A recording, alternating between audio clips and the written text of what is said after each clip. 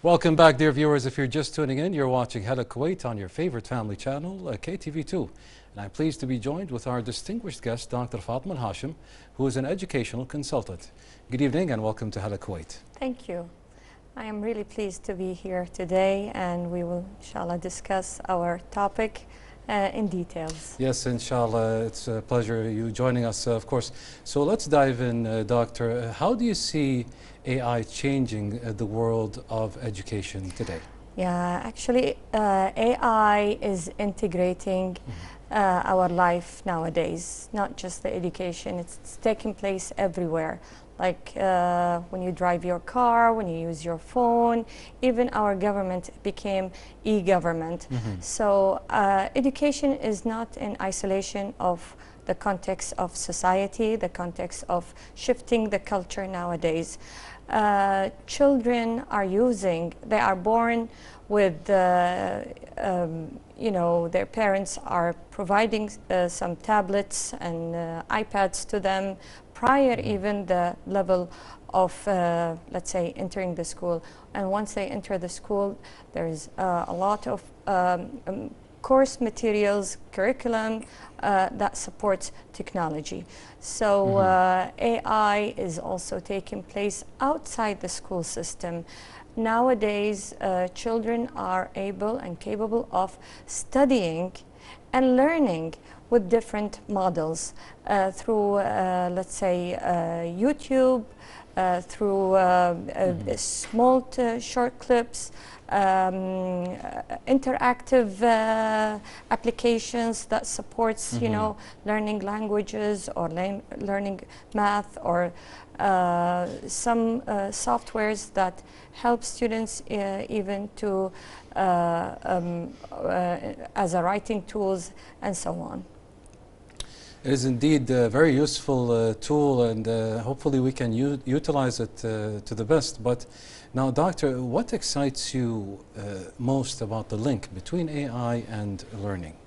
Well, AI now, I use it as a professor, and I use it also as a researcher.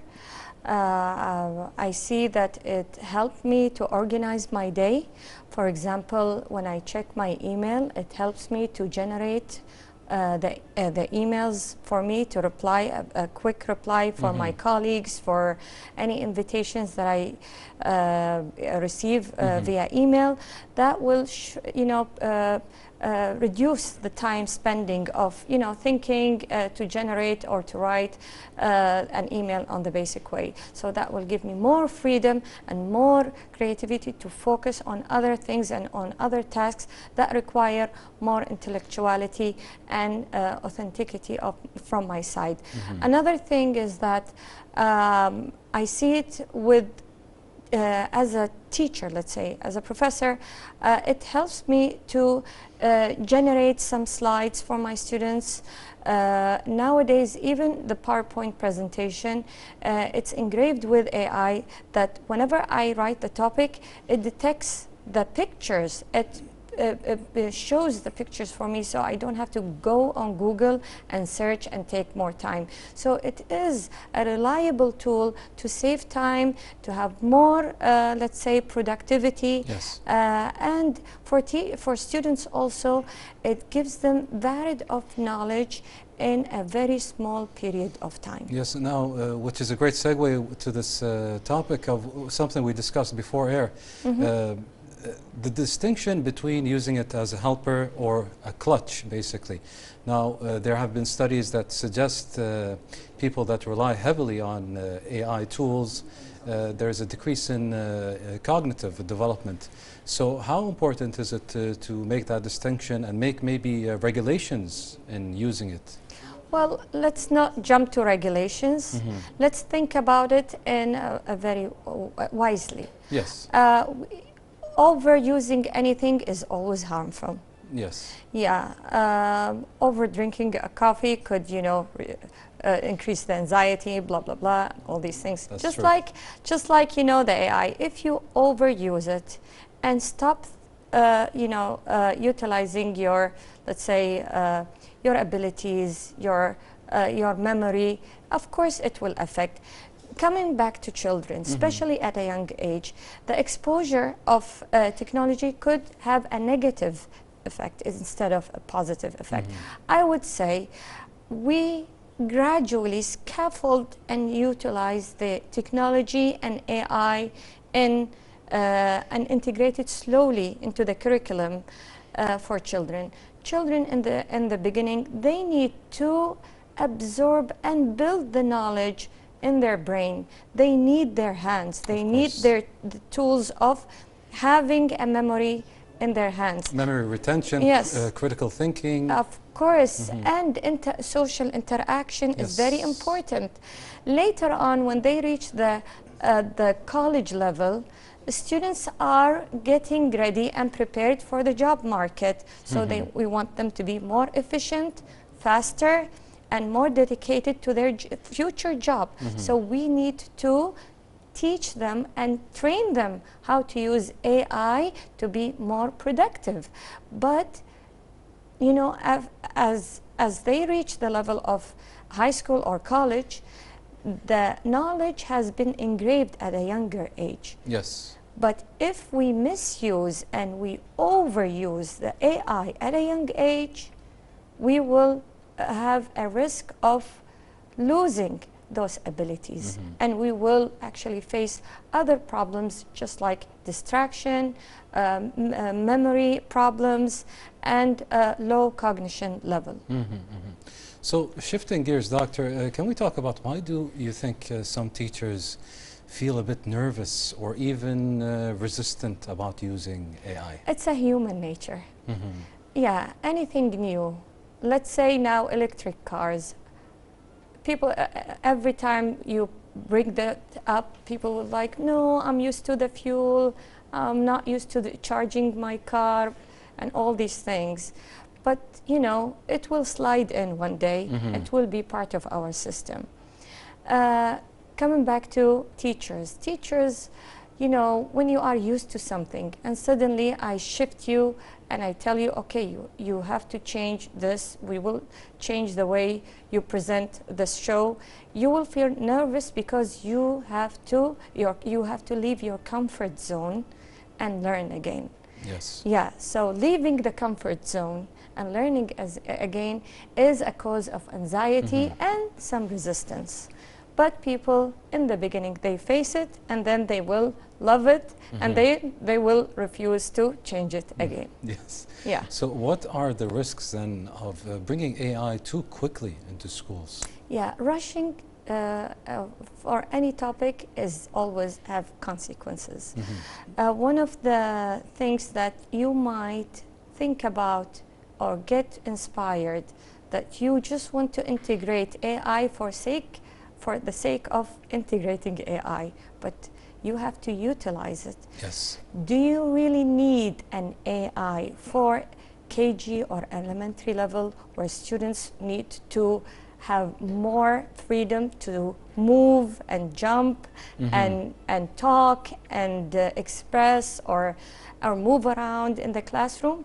No, but you might want to integrate it slowly in the, let's say, late elementary level, middle and high school. And then you have to think about why I am having an AI or technology in my classroom. It has to have a purpose. You don't just have, the purpose is to educate a child or to have an AI in the classroom. Of course.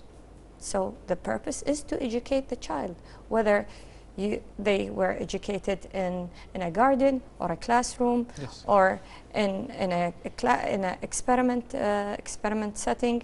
So the purpose is education. Let's not forget about it. That's the end goal, of course. Of course. Yes, yes. So do you think AI will replace teachers one day, or will it always stay as support tool, let's say? Okay, let's bring up a bad memory. Okay. Okay, COVID-19. Oh. When the school were shut down. Yes. Yeah, the first week was like, yay, everybody was happy, we're home. And the next month, people were like asking when schools will reopen again. And the biggest relief was when children went back to school. The normality of life came back when schools were open. So, and we have seen how many cases of psychological problems and issues came alongside with that. The effects still show today? And yes, true. So can AI replace human? That's a big question. Until nowadays, students, even at college level, they learn better in a social atmosphere from their peers, from their professor. The human factor is still essential and still strong. Yes, it is now integrated with technology, but it will be always number one against all the zeros behind it. Yes. So if you take it out, it's zero. There is nothing. So the key word is integration. That's it. Yes. Yes. Integration wisely. Yes. And what skills should teachers develop now to stay ahead of this AI era, let's say? Okay. The teacher, they have three elements to become effective teacher. One, pedagogical knowledge, which is they need to understand the methods, the psychological needs of a child, classroom instructions, and everything about teaching and learning. Two, content knowledge. You cannot teach English if you don't know English. Yes. You cannot teach science if you don't know science. So you have a content, you have to have a content. And the third element is you need a technology knowledge. This model is called TAPAC model: technology, pedagogy, and content knowledge. Those three combine together to produce an effective teacher. So the teacher has to have all three elements to develop themselves. And as an expert in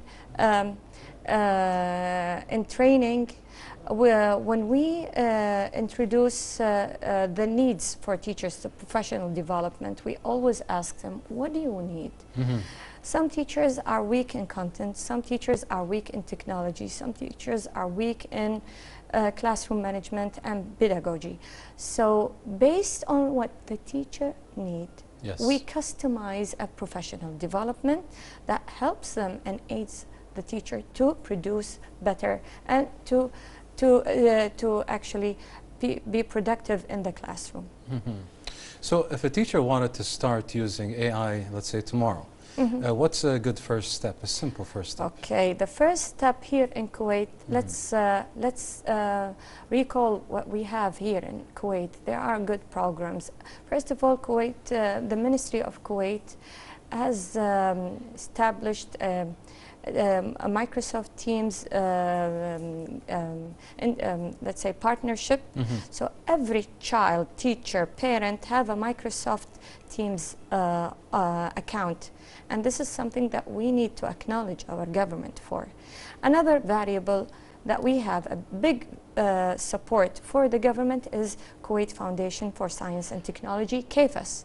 They keep providing all the programs such as Google Trainer for Educators, AI in education, and I cannot count, list all their programs because they keep updating teachers.